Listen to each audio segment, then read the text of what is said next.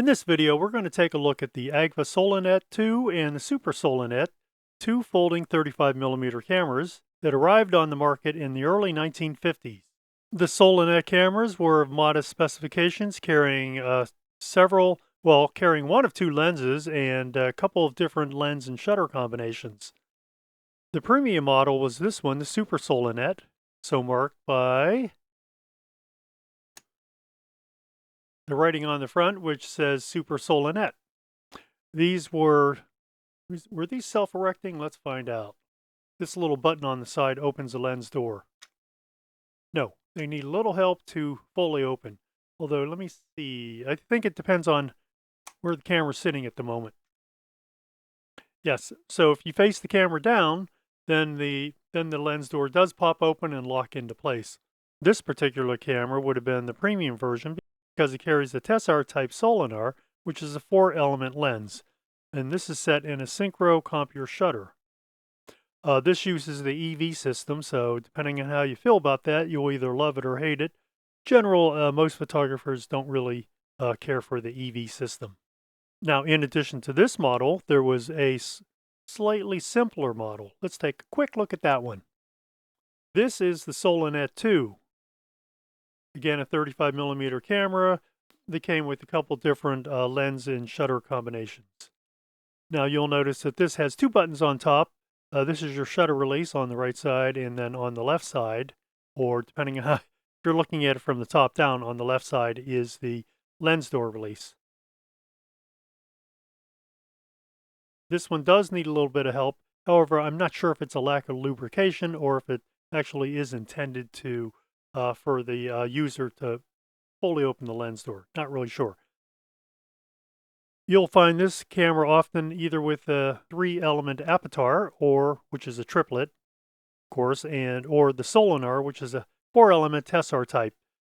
These are set in either a Prontor or a compure shutter. In this case, this again is the compure shutter. This, unlike the Super Solinette, does not use the EV system. So that means the shutter speed and the aperture dials move independent of each other.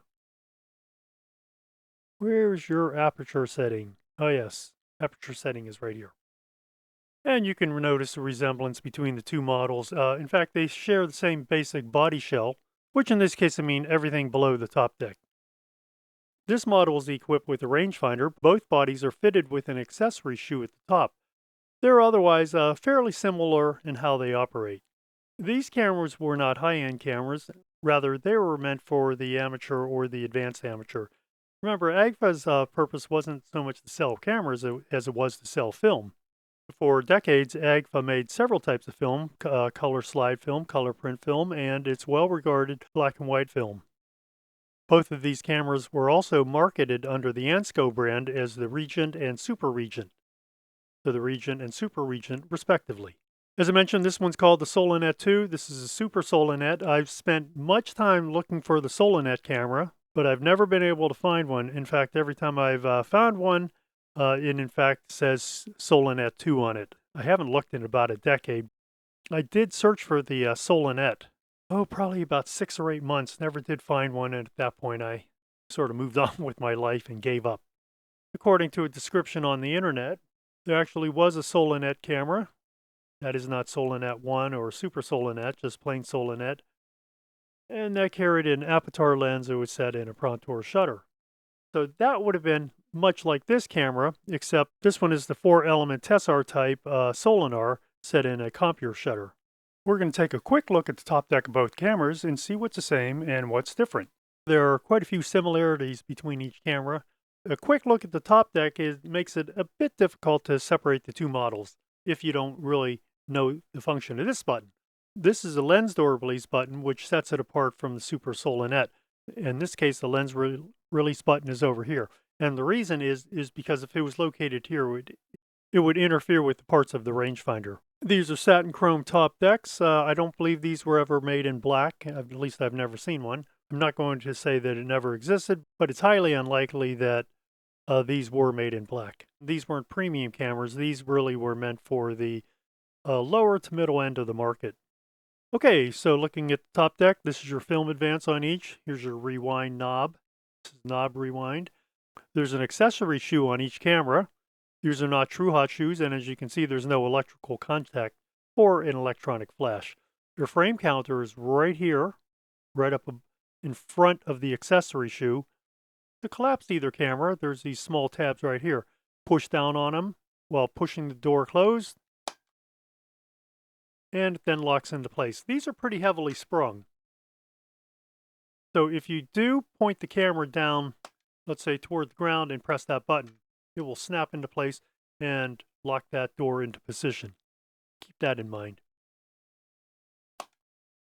On the Solinette 2, you have a single eyepiece, and it's right in the center of the top deck. This button, or this small slide switch, is used in conjunction with the rewind button, and that's the rewind button here, in order to set the frame counter to 0. And here the button slides to the middle of the viewfinder housing, but your rewind button is still in the same spot. This is a press and hold rewind button, so when it's time to rewind the film, you slide that switch over here, press and hold, and then start cranking. The bottom of the cameras are nearly identical, and why wouldn't they be?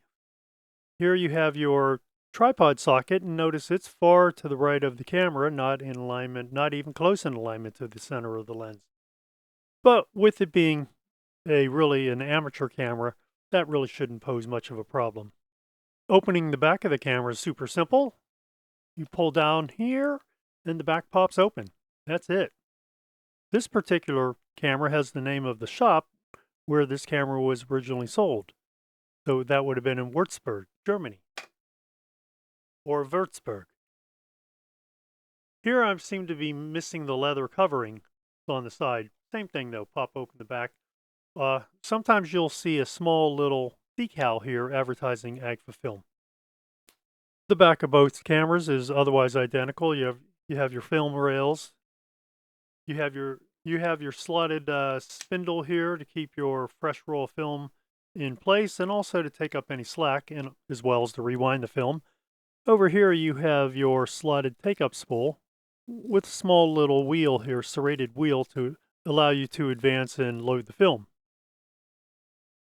This is your sprocket, guess it's a spindle, right? Notice how you only have one set of sprockets only at the top. Often in many cameras you'll see sprockets here and here, with of course them being correctly aligned.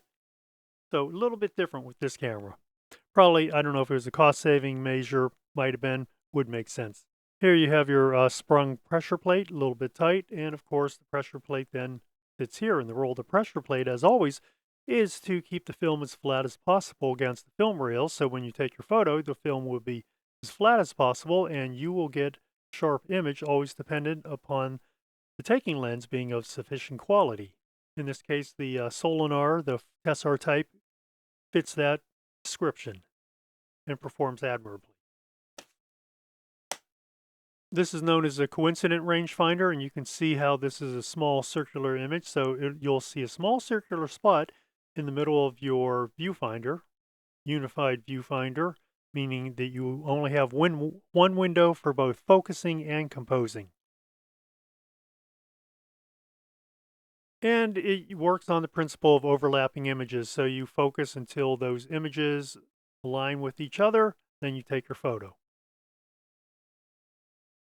As with all Agfa cameras, this suffered from the same problem that all of them do, which is that Agfa used a lubricant during this time that essentially turned to a hardened grease.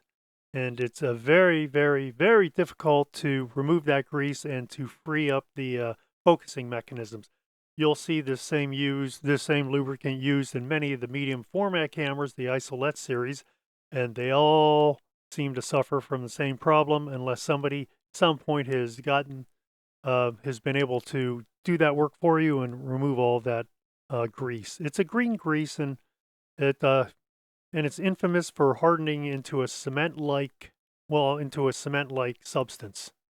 This camera is fairly easy to handle. I found that it was simple to focus just by using the index finger on each hand, or you could cradle it in your hand and your left hand like you normally would do, and then focus in this manner. The Solinette cameras use a unit focusing design. That is, the entire lens moves either toward or away from the film plane. And in theory, a unit focusing design is superior to a frontal focusing lens. Because neither camera has a built-in light meter, you probably will have to get a light meter to set exposure.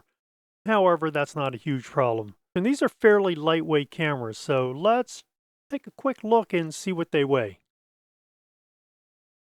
All right, so this is a Super Solinette, and it weighs 1 pound 2.6 ounces, or 1 pound 3 ounces if you want to round up. And the Solinette 2, I would expect it to weigh slightly less. And it does 1 pound 1.2 ounces, or you could say 1 pound 1 ounce. How does this compare to some of the other cameras that were roughly had the same specifications? That would be without a light meter and were available roughly around that time.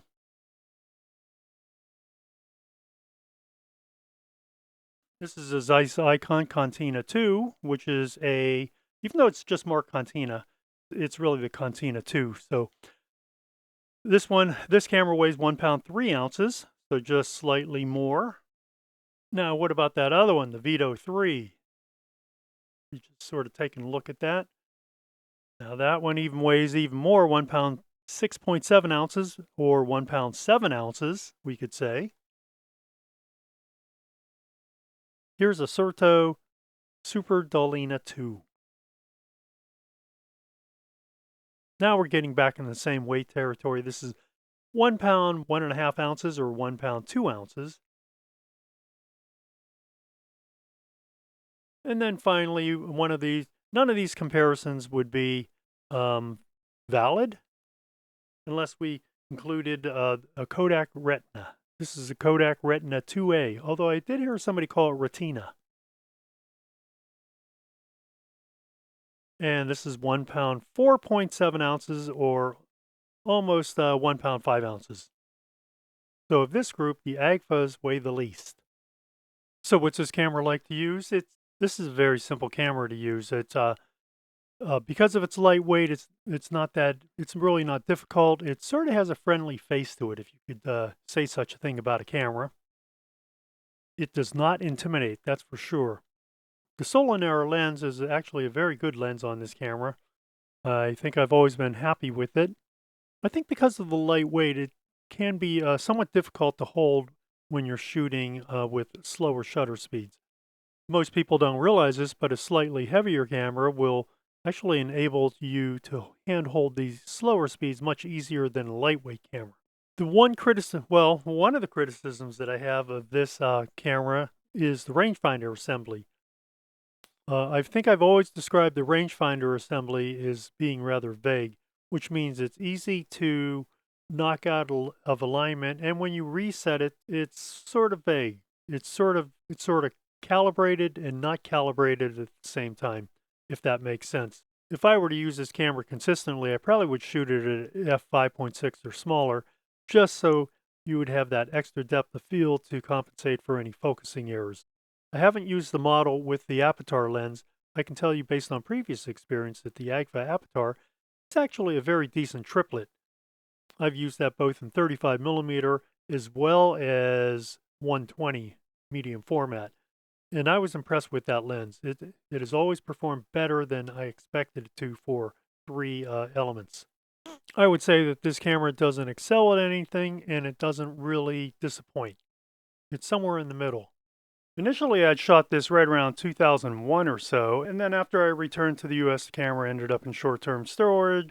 However, I got it out several years later, loaded it with some Kodak, I think it was 200 gold, and took it out and shot a bit with it. I think the Solinette lens performs pretty well, offers nice detail. I think the rangefinder generally served its purpose. Still referring to it as a bit vague. You can see in a couple of these shots that I shot wide open, you can see how there's nice rendering of these statues up close, and the background is actually fairly smooth. I don't remember what aperture I was using. I don't think I was shooting wide open, although it's possible I might have been, because it doesn't look like I shot these on a real sunny day, or at least perhaps these little statues or statuettes, maybe statues, were in shade. Overall, I was very pleased with the performance of the camera and the lens. I think it's a friendly little camera to use.